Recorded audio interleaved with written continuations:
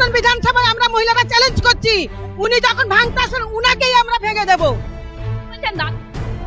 হ্যাঁ আসতে বলছি, আমাদের সঙ্গে লড়াই করুন। কে প্রার্থী? উনি বলছেন আমি প্রার্থী, ভাইপো বলছেন আমি প্রার্থী, তাহলে এখানে কে প্রার্থী? কেউ নেই, কেউ নেই। চোরের দল, চোরের দল। ব্যানার্জিকে বলবেন ওনার ভাইপোটা যে আছে উনাকে বলবেন ঘুগনি বিক্রি করতে আর কেটলি নিয়ে বসতে। উনি যদি পারবেন তাহলে আমরা পারবো। উনি বসুন না আগে রাস্তার মধ্যে, কত টাকা ইনকাম করতে পারে আমরা দেখব। দিদিমণিকে বলুন ওনার ভাইপোকে চপ শিল্প করতে, আমাদের ছেলে মেয়েদেরকে চপ শিল্প করতে দরকার নেই আমাদের। আমরা লাখ লাখ টাকা খরচ করে আমাদের ছেলে মেয়েদের মানুষ করেছি, চিকিৎসার জন্য আমাদের উড়িষ্যা যেতে হয়। এখানে আমাদের কাছাকাছি হসপিটাল রয়েছে, সেখানে রোগীকে নিয়ে যাও, সাথে বলে অন্য জায়গায় নিয়ে যাও। আমরা অন্য জায়গায় নিতে নিতে সেখানে রাস্তার রোগী আমাদের কেটে যাচ্ছে। গ্রুপের কিছু শিল্প ইয়ে হলো, রাজভোগ মুরগি বাচ্চা আমাদের দিচ্ছে না, সব দিচ্ছে টিএমসির লোকেদের। একটু করে হ্যাঁ আমাদের পাচ্ছি না, আমরা তাদের সব কিছু পাওয়া যায়, ওই লোনটা ছাড়া কিছুই পাওয়া যায়। বিধানসভা কি বলছে এই মুহূর্তে দাঁড়িয়ে পাল্টানো দরকার, আমাদের পাল্টানো দরকার। আমরা পরিবর্তন চাই, পাল্টানো দরকার। আমার লক্ষ্মী ভান্ডার চাই না, শিল্প চাই, বাচ্চারা ভালো পড়াশোনা করুক, ঘরের ছেলে বাড়াই পাশাপাশি থাকুক, কাজকর্ম করুক। আমরা 1,500 টাকা চাই না, আমরা চাই এখানে শিল্প হোক, সংস্থা হোক। না খেয়ে আমরা না খেয়ে ছেলে মেয়েদের পড়াশোনা করছি, ওই 1,500 টাকা উনি একজন শিল্পপতি, উনি করবেন, আমাদের আশা ভরসা আছে, তাই আমরা তাকে চাই। কি করে উনি আসামে একটা শিল্পপতি, উনি ব্যবসাটাকে হেল্প করে, হ্যাঁ হেল্প করে, একদম হেল্প করেন, একদম পাশে থাকে সব সময় আমাদের কাছে। হ্যাঁ আছেন, হ্যাঁ আছেন, হ্যাঁ একদম। যখন আমরা ফোন করি পাশে পাই। তাহলে উনার জন্য ভূত আগলাবেন তো, একদম অন্নপূর্ণার জন্য এখানে কোনো মোদিজি বলেননি, অন্নপূর্ণার সাথে সাথে উনি ছেলে মেয়েদের চাকরি শিল্পের কথা বলেছেন। আমরা চাকরি শিল্পটাও চাই। মুখ্যমন্ত্রী বলেছেন যে 7টার পরে রাত্রে মেয়েরা বাইরে বেরোতে পারবে না। আজকে আমি একটা কথা বলছি শুনুন, উনাকে জানাতে চাই যে রাত 12টার সময় আমাদের বিশ্বকাপ জয় করে আমাদের মহিলা আমাদের ঘরে ফিরলো। নমস্কার দর্শক, আমি রোজিনা রয়েছি আপনাদের সঙ্গে এই মুহূর্তে সরাসরি দাঁতন বিধানসভা থেকে। আপনারা দেখতেই পাচ্ছেন যে মহিলারা কিন্তু এসেছেন, মহিলাদের কিন্তু জেলায় জেলায় দেখা যাচ্ছে মহিলাদের আবেগ। আপনারা দেখতেও পাচ্ছেন এই মুহূর্তে দাঁড়িয়ে মহিলারা এই সবাই তো বলছেন লক্ষ্মী ভান্ডারে নাকি মহিলারা বিক্রি হয়ে যাচ্ছে। দাঁতন বিধানসভায় কি লক্ষ্মী ভান্ডারের মহিলারা বিক্রি হয়ে যাচ্ছে?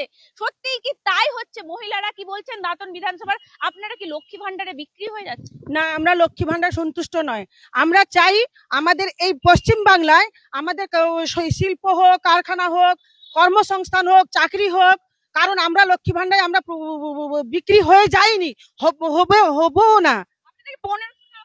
না, আমাদের দরকার নেই 1500 টাকা। আমরা চাই শিল্প চাই, বেকার যারা আছে ভাই দাদারা, ওরা যেন আগামী দিনে ওরা যেন কাজ পায়। ভাতা না, ভাতা দরকার নেই, 20 বছর ভাতা দেবে, তারপরে তারা কোথায় যাবে? তারপরে বলুন তারা কোথায় যাবে? দিয়ে কি ভাতা 1,500 টাকায় কি হবে? আমাদের শিক্ষক ছেলেরা কি 1,500? বলছে এই 1,500 আমরা লাখ লাখ টাকা দিয়ে বাচ্চাকে বাইরে পড়াচ্ছি, 1500 টাকায় আমরা বাচ্চারা কি সন্তুষ্ট হবে? যেভাবে আমাদের পশ্চিমবাংলায় খুন ধর্ষণ শুরু হয়েছে, এই খুন ধর্ষণটা একটা মহিলা থেকে আমরা যদি মেয়েদেরকে সন্ধ্যার পরে আমরা পড়াতে না পাঠাতে পারি, তাহলে আবার কিসের রাজ্য, কিসের? মহিলারা রাস্তায় বেরোবে কেন? মুখ্যমন্ত্রী তো বলছে 8টার পর বলছেন বেরোবেন না, তাহলে আমরা বাচ্চাটাকে মানুষ করবে কি করে? একটা মহিলা যারা যদি সুরক্ষা না থাকে, 1,500 টাকাকে মহিলা বিক্রি করা যায়? ওটা তো সম্ভব নয়, 1,500 টাকা কেউ বিক্রি করতে পারে না। যে আপনারা মুখ্যমন্ত্রী তো মহিলা মমতা বন্দ্যোপাধ্যায়, আপনাদের কথা ভাবছেন? শুনুন, আমি একটা কথা বলছি, মুখ্যমন্ত্রী বলেছেন যে 7টার পরে রাত্রে মেয়েরা বাইরে বেরোতে পারবে না।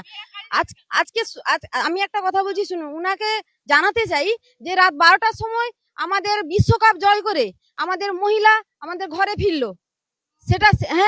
সেটাকে দিদিকে আমরা দেখাতে চাই এবং জানাতে চাই। উনিও তো গেছিলেন।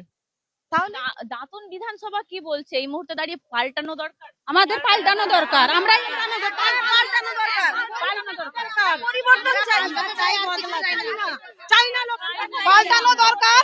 আমার লক্ষ্মী ভান্ডার চাই না, শিল্প চাই, বাচ্চারা ভালো পড়াশোনা করুক, ঘরের ছেলে বাড়াই পাশাপাশি থাকুক, কাজকর্ম করুক।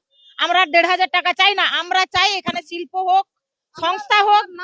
আমরা না খেয়ে ছেলে মেয়েদের পড়াশোনা করছি ওই 1,500 টাকার জন্য। মুখ্যমন্ত্রী কালকে বলছেন মহিলারা ইভিএম আগলাবেন, আপনারা কি ইভিএম আগলাবেন? আপনারা কি ইভিএম আগলে তৃণমূল কংগ্রেসকে ভোট করাবেন?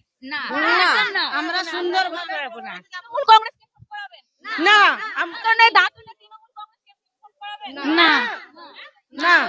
পাল্টে দেবেন এবার? হ্যাঁ, এবার পরিবর্তন করবো আমরা। আপনারা দিদিকে চান না মোদি? আমরা যশস্বী প্রধানমন্ত্রী, আমরা এই সরকার বদলাতে চাই, সরকার আমরাও বদলাতে চাই। মোদি নবান্ন থেকে উৎখাতে ডাক কি মা বোনেরা দিচ্ছে দাঁতন বিধানসভা? একদম একদম হ্যাঁ দিচ্ছে, সবাই দিচ্ছে না। পরিবর্তন হোক। যে আপনাদেরকে তো 1500 টাকা দিয়ে দিচ্ছে, আবার যুব সাথীও দিয়ে দিচ্ছে, তাহলেও আপনাদের হচ্ছে না? আপনাদের দরকার নেই যুবসাথী, দরকার নেই। 1500 টাকায় কি হবে এখন? কিছু হতে কিছু হয় না। থাকবে, পড়াশোনা করবে। বাড়ির ছেলে মেয়েরা তো যাচ্ছে, গুজরাট যাচ্ছে বাড়ির ছেলে মেয়েরা। কেন যাবে বাইরে, কেন যাবে? আমাদের ওয়েস্ট বেঙ্গলে শিল্প চাই, কেন যাবে বাইরে ছেলে মেয়েরা? আমাদের সব শিল্প, ঘুগনি শিল্প, তাহলে কি হচ্ছে?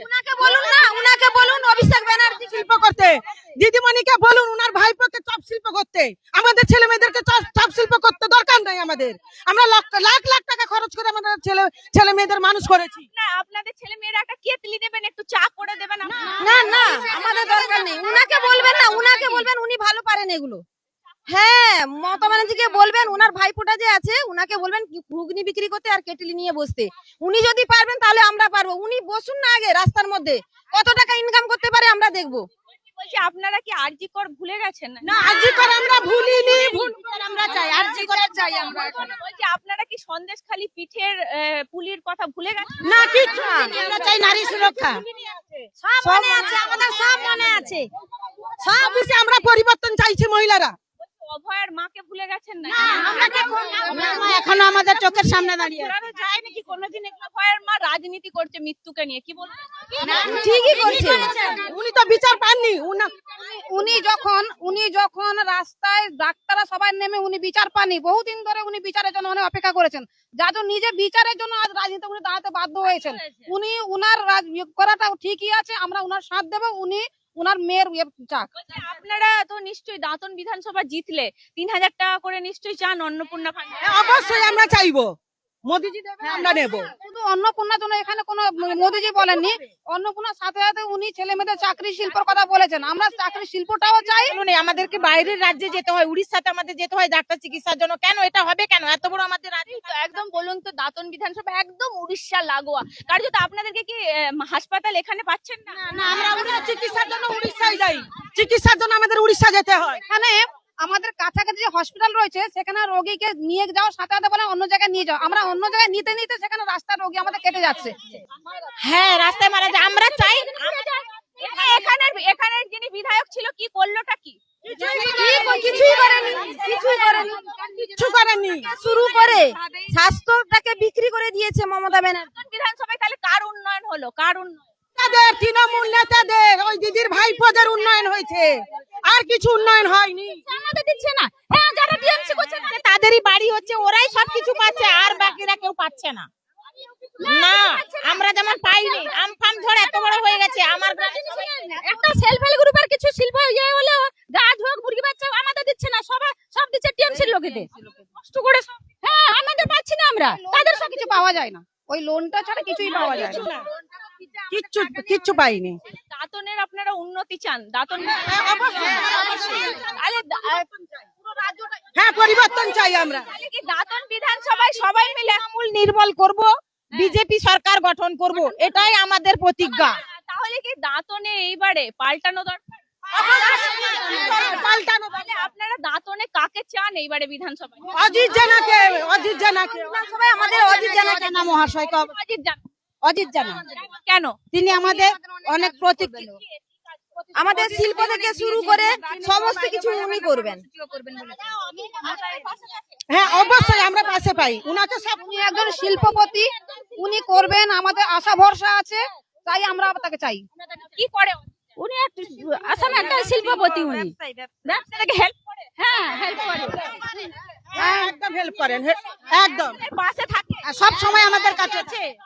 হ্যাঁ, আছেন। হ্যাঁ আছেন, হ্যাঁ একদম। যখন আমরা ফোন করি পাশে পাই। তাহলে উনার জন্য বুথ আগলাবেন তো? একদম অভিষেক বন্দ্যোপাধ্যায় বলছেন 23 তারিখে ভোট, কোমরটা ভেঙে দিন, মাথাটা আমি ভাঙবো। ভাঙতে পারবে না, এখানে মহিলারা জেগে গেছে, ভাঙার দরকার নেই, আমরাই ভেঙে দেব। উনি তখন বলবেন অভিষেক বন্দ্যোপাধ্যায়কে বলুন দাঁতুন বিধানসভাতে আসতে, ওর ভাঙে কি? হ্যাঁ, চ্যালেঞ্জ করছি দাঁতন বিধানসভায় আমরা মহিলারা চ্যালেঞ্জ করছি, উনি যখন ভাঙতে আসেন উনাকেই আমরা ভেঙে দেব। বলছেন একদম হ্যাঁ আসতে বলছি, আমাদের সঙ্গে লড়াই করুন। মমতা বন্দ্যোপাধ্যায় বলছে 294টাতে আমি প্রার্থী। মমতা বন্দ্যোপাধ্যায় বলছেন আমি 294টাতে প্রার্থী, উনার ভাইপো দাঁতনে বলে গেছেন আমি 294টায় প্রার্থী। তাহলে কে প্রার্থী দিদি ভাই, কে প্রার্থী? উনি বলছেন আমি প্রার্থী, ভাইপো বলছেন আমি প্রার্থী, তাহলে এখানে কে প্রার্থী? কেউ নেই, কেউ নেই, চোরের দল, চোরের দল। চুরি হচ্ছে সব সময় স্বাস্থ্য চোর, গরু চোর, সব চুরি হচ্ছে। তৃণমূল মানে কি? তৃণমূল চোর চোর চোর চোর চোর চোর চোর।